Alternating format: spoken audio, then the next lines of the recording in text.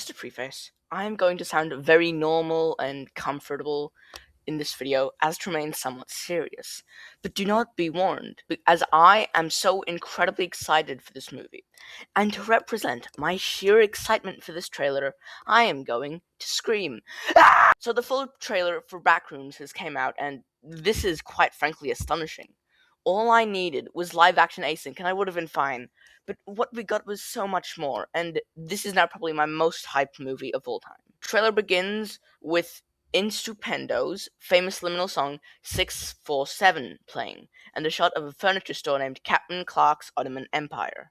If you look in the background, you can see some very liminal rolling hills, similar to that of level 94 from the Backrooms wiki, or the meadow from People Still Live Here. We cut to inside to see that this is a furniture store, which is something we did already know. I will say, it's pretty neat that this is a reference to the original place the photo was shot in. We then see a sign saying, Way Down Value, pointing towards a staircase that leads into a basement. So this room is obviously the sales rack of the store. Chiwetel says that he's found something in the store, and Renate asks what he has found. We see what's at the bottom of the stairs, and we see Chiwetel's character, whose name is Clark, a la Captain Clark, walking towards a gap in the wall that slowly closes.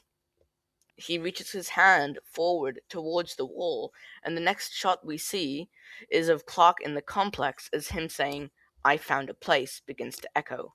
We see a large room with a bunch of furniture stacked in the middle, like the one room with the furniture in the still life area from Found Footage 3. I think it's safe to assume that this furniture was stolen from Captain Clark's Ottoman Empire, but I'm not sure if this was the complex stealing it, or a person did it, or, God forbid, a life form. But one way or another, there is a stack of furniture in the middle of the room. Editor's note, I was scrolling through Reddit like any deranged person does, and I found this post, suggesting that there have been ads for Captain Clark's Ottoman Empire on YouTube. No footage of it has been found, but there is this one image that this one Reddit user, I'll display his name on screen right now, has found. If anyone manages to get like a photo of this, please do post it somewhere. Clark walks past the furniture and looks down a long hallway with something in the middle of it, all while foreign language gets played on some sort of speaker system. It turns out that the audio being played is actually that of the gold record, which was sent out into space is to get aliens to understand human language. As Clark gets closer, he sees that it's a cardboard cutout, as made evident by this one little piece of wood here. There's a high chance that this is the same caveman cutout from Found Footage 3, as both of the silhouettes look very similar. We then get another look at the same room from the original trailer as the siren motif from the web series OST begins to play, before we see Clark and his therapist talking to each other. Clark says that this sounds crazy and hands the therapist a map of the areas he's scouted out so far.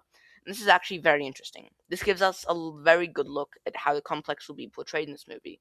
There are a lot more big open spaces like Found Footage 1, but the occasional cramped hallway from Found Footage 3. This whole map also looks very similar to the map of Lumen that Peely drew in Severance, which is another great series you should watch. Kane himself is even a fan of it. Anyways, we hear that Clark is going to prove that he's not insane, and we see handheld camera footage of his friend group before going down into the complex. And I'm just going to say, I called it. Just like my prediction, Clark attempts to go down to record footage of the complex. We see one of his friends go down a ramp with a rope tied onto him as to easily come back up. We then see a room that's been tilted on its side, 90 degrees, and so you'd walk on the walls. It's also rather dingy as well. We then look up, and the cameraman starts running this away, despite any lack of a life form. We then see a woman on a couch, and she's watching a TV with footage of a door being opened to the outside world, before seeing a door in the complex being opened to another room with scattered furniture. Clark then opens up some kind of hatch and sees clothing or backpack of some sort. And we see another room with a stack of chairs, but this time they are much more aggressively placed, even more similar to the room from Found Footage 3. We cut to more handheld footage and see a dark room with two helms of the ship clipping through the wall with a really long hallway. It's worth noting that these two helms are oddly similar to those we see in Captain Clark's Ottoman Empire, which suggests the idea that the complex recreates the environments around it even more. We then see the therapist from earlier sitting on a bed, and she goes into the store and calls for Clark, but no response. We then see Clark in the complex walking up to a camera, and we see that he's being recorded by someone. We then see async in live action. Oh my god.